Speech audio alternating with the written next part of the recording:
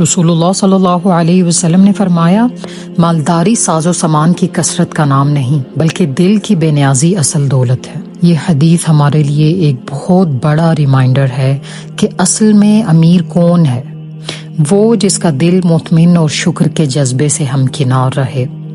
ये हदीस हमें बताती है कि दौलत और साजो सामान के पीछे भागने की बजाय अपनी पर्सनल क्वालिटीज़ और ईमान की फ़िक्र की जाए। बाज़ दफ़ा बहुत ज़्यादा दौलतमंद इंसान और हासिल करने की चाहत में लगा रहता है और कभी खुश नहीं होता उससे जो उसके पास है, और बाज़ दफ़ा बहुत कम साजो सामान रखने वाला इंसान शुक्रगुजार और मुतमिन नज़र आता है, क्योंकि शुक्रगुजारी और दिल का सुकून इस दुनिया की सबसे बड़ी दौलत है।